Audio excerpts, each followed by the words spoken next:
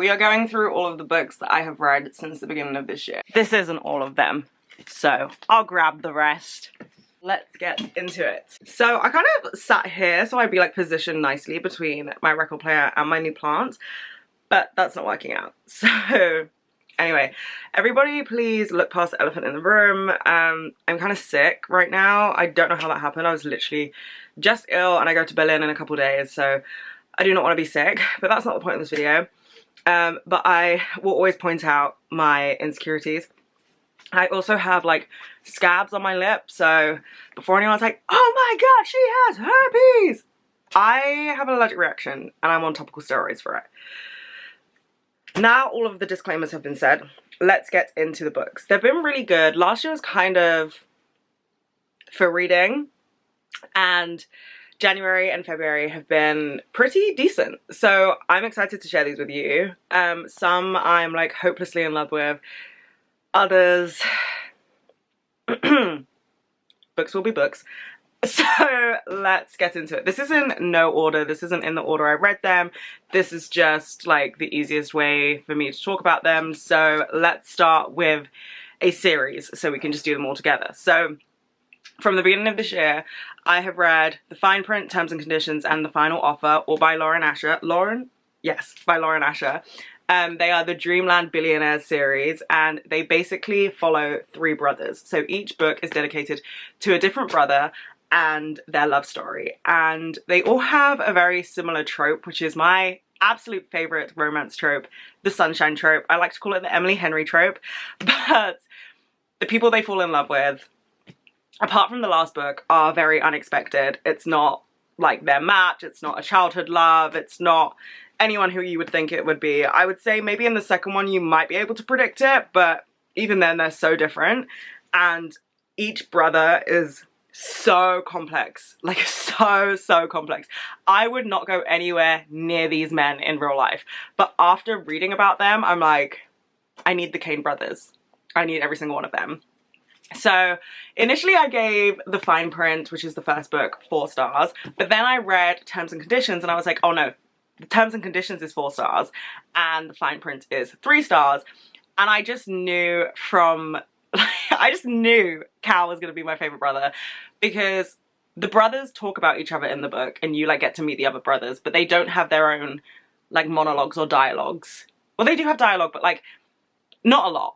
So you kind of get a glimpse into who all the brothers are from the perspective of the other brothers, but there isn't really a deep dive. So each book is dedicated to the deep dive of each brother.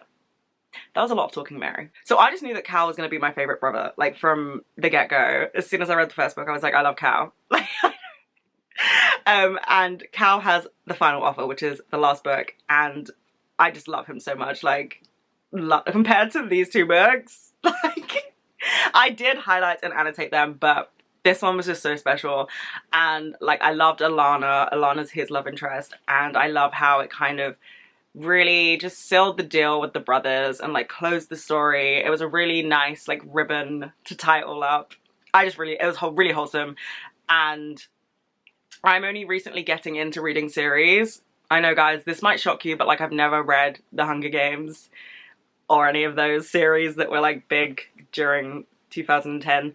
And so now I'm getting into series, and this is like an amazing series to start with if you are looking for a series to get into. But since we are talking about series, let's get into the Twisted series. So I read Twisted Love last year, and I was actually kind of embarrassed by how much I loved it, because I was just like, Mary, what the fuck?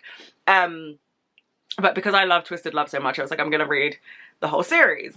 And so I bought Twisted Games and Twisted Hate, and what's the other one? Twisted Lies.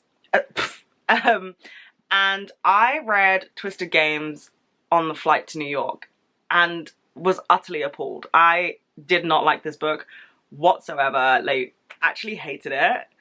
I gave it 1 star on Goodreads. I just like don't have anything good to say about this book. Like, it was trash from the beginning, like from the very beginning.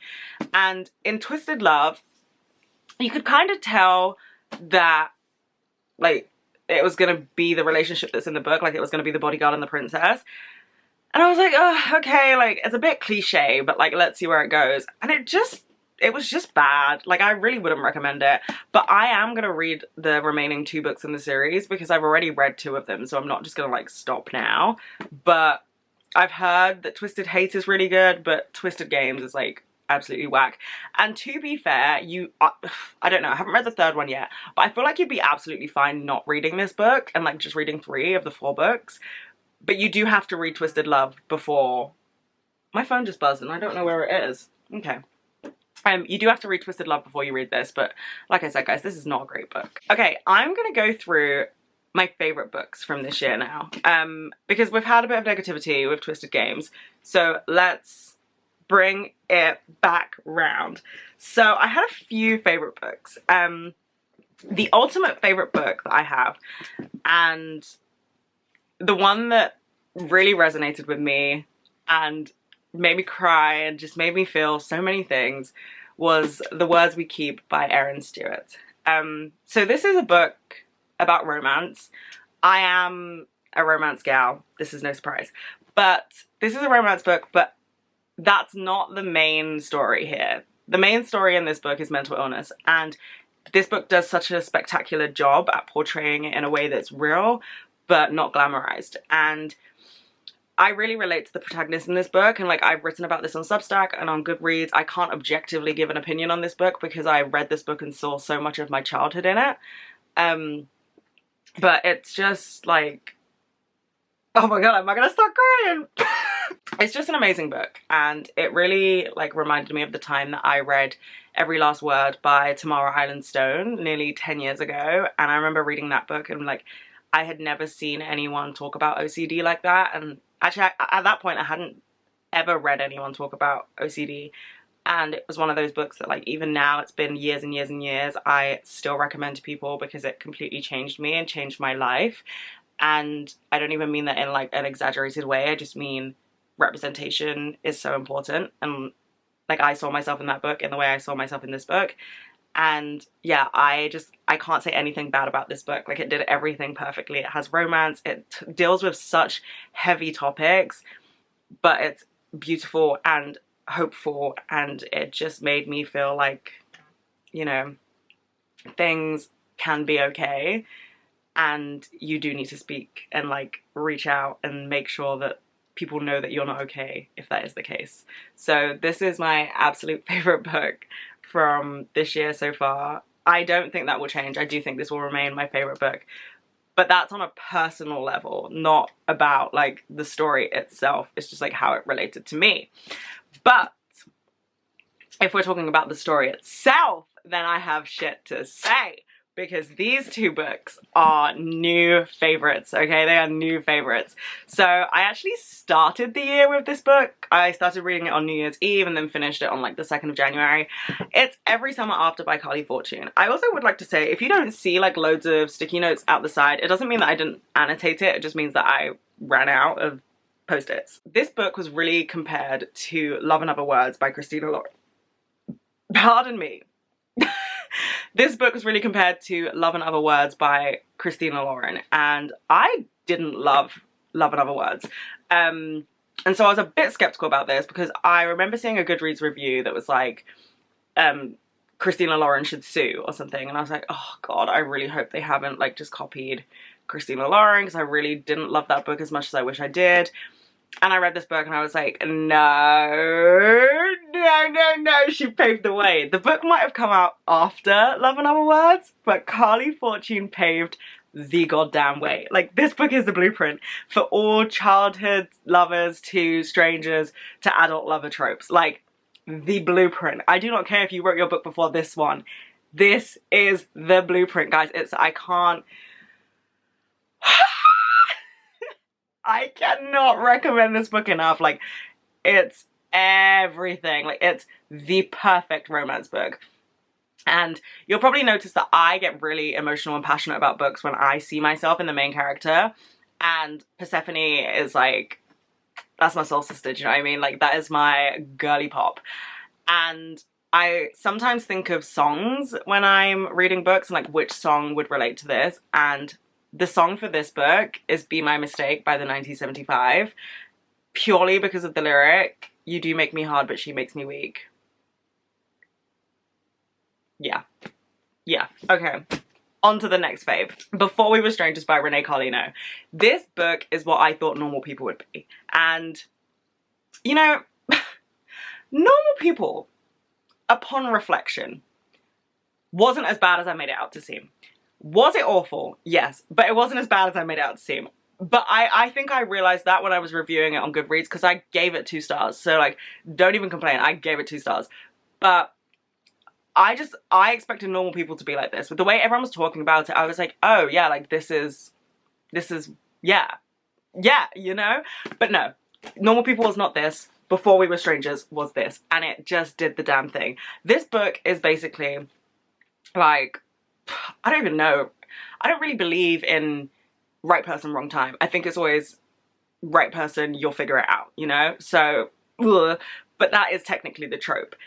And there's just like a massive miscommunication between 2 people who are meant to be together. Like, they are perfect for each other, and they meet in their NYU dorm, and it's not only a love letter to them and anyone who identifies with either of the characters in this book, but it's such a big love letter to New York. And I went to New York shortly after reading this book and just walked around kind of, I really like pointing out places that are in books, so I don't like when authors make shit up about cities. And yeah, I was like walking around like Washington Square Park and all the NYU campuses, and I was just like, oh, like, I love it. But yeah, this is like, oh my god, it's gut-wrenching. And there's no way to say this without a spoiler, so I'm gonna try my best to not spoil it. But there is no way I don't know, you might be able to. Maybe I am naive, but I feel like there's no way to predict where this book is going at any point.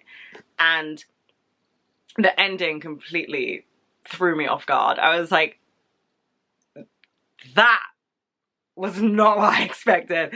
But yeah, it's so gorgeous. And the last 2 pages of this book really, like, broke my heart and shattered it into a million pieces. So I would recommend reading this book. Now, since I loved those 2 books so much, Goodreads recommended The Infinity Between Us to me by N.S. Perkins.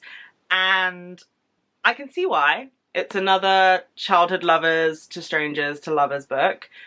Nowhere near as good as those 2. So I would give this like a solid 3.5 out of 5. It just like didn't really stick with me. Like, the story just didn't really stick with me. I kind of lost interest halfway through. There are some really wholesome bits. Obviously, like, I've annotated this book a lot, but yeah, it's basically childhood lovers to strangers to lovers again, brought together by coincidence and like kind of a sad situation, obviously. And they have to figure out their shit together and whether or not they want to make it work. And I would just say it's kind of like the standard for that sort of trope. There wasn't anything special or spectacular about this book in the way there was in the previous 2 books. So yeah, I'd give it a solid 3.5. Like, it's an easy read, it's cute, it's wholesome, but there's nothing really that stands out to me about this book. Okay, so this next book wasn't on my TBR list. I had no intention of reading it. Didn't even know it existed. I literally was in Waterstones in Covent Garden like a couple minutes before I was meant to go to the theatre, and I saw this book and I was like, oh, okay, I'm gonna buy it, because it's really rare to see like sapphic love stories anyway, and so I always buy them, like, if I see them around. So I bought it. It's called The 6 Times We Almost Kissed and One Time We Did by Tess Sharp, and loved it. Loved it, loved it, loved it. Last year I read When Katie Met Cassidy, which is a sapphic love story, but it's fucking awful, and it upholds so many stereotypes of bisexuality, and like it really aggravated me and I got really upset, actually. And I think the only other like sapphic love story I've read is I Kissed Sarah Wheeler by Casey McQuiston, which was amazing.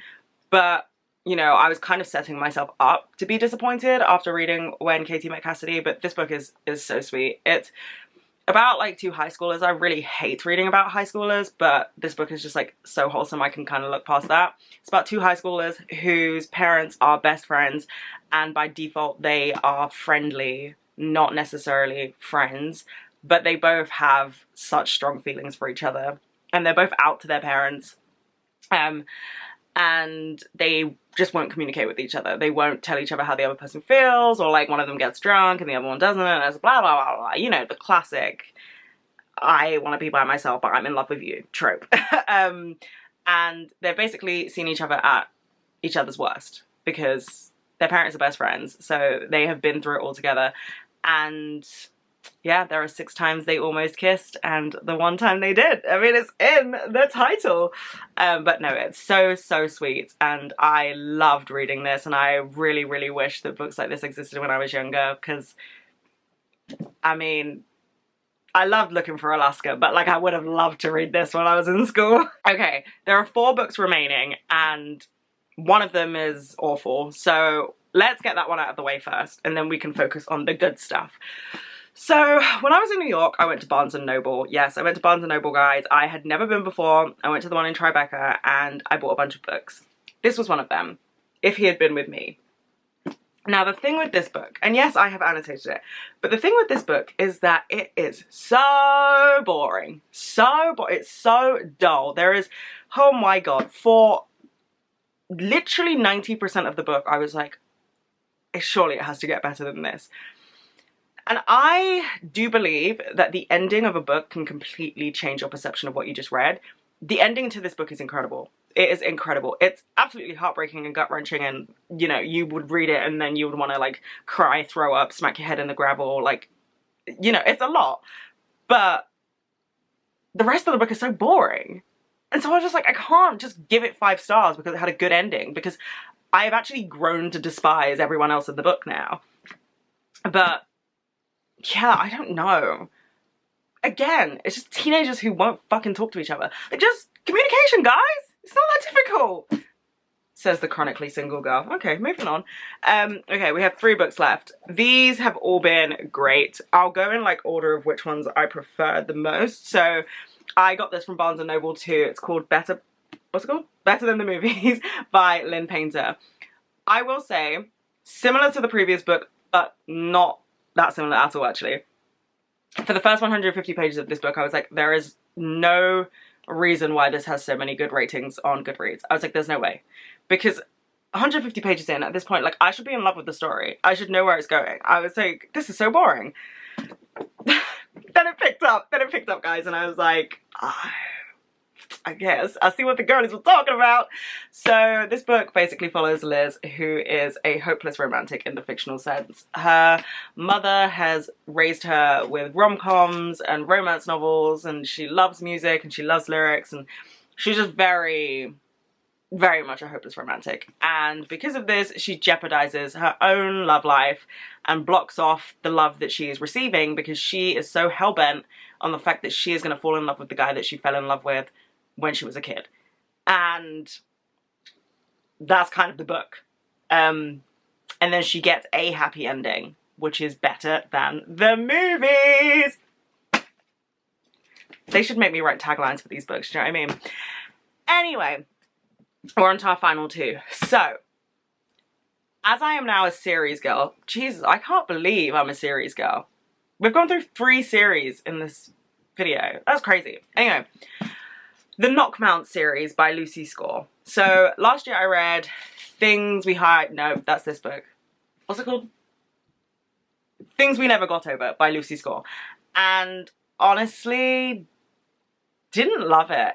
Didn't love it. I felt kind of pressured to love it because, I don't know, I felt like everyone else did. Wait, oh God, have I been like out of focus this whole time? Anyway, I felt kind of pressured to love it because everyone else did.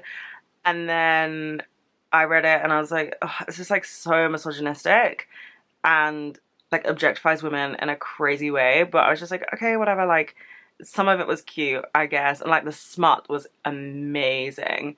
So it's a bit skeptical to read Things We Hide from the Light, which is the 2nd book in the Knockmount series. And even though there is misogyny in this book, I just like had to put my hot feminist takes to the side for a bit and say, like, if I want to enjoy this book and I want to enjoy Lucy Score's smut, I'm gonna have to look past that.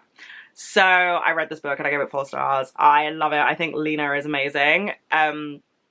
Like I said previously. I tend to be more emotional and more attached to characters when I see myself in them. And Lena has a heart condition and she's had it since she was a kid, and now she's at a point in her life where she doesn't necessarily have the same struggles, but it's always in the back of her mind, and she gets these like heart flutters. And I, if you don't know, like have had multiple heart conditions, and now I'm at a point in my life where I like monitor it, but like it's not the same as it was when I was younger. I don't know, I just like really related to her. I think she's such a fucking badass girl, woman, sorry, but she's like got some real underlying misogyny. So yeah, that's why I gave it 4, not 5, because the misogyny like really pisses me off. But if that wasn't there, it definitely would have been 5 out of 5. And lastly, we have Love and Other Human Errors by Bethany Clift. So this is a book that I can't actually tell you what it's about. Not because I don't remember or I don't want to, because it would ruin the book for you. You have to go into this book blindly, and you have to be so willing to fall in love with the characters. And it's just the type of book that makes you like feel like the world isn't crumbling, and that love is out there, and you will meet your person, and that humans aren't as much as a shit show as we make them out to be. I don't know. It's just so wholesome. But like I said, I cannot tell you what this book is about because it will ruin it, and even the synopsis in the book doesn't tell you what the book's about. That's the whole point of it. So yeah, those are the books I've read this year. I'm kind of proud of myself, because last year I was like really slow on my reading. I just know that I'm gonna be like poorly lit this whole video, and like anyway, I'm too sick to care, but like I can fully, like I'm squinting. So anyway, yeah, last year my reading kind of like dipped towards the end of the year. I went to like LA and then just did not read when I came back, but now I don't have a job, so all time in the world to read.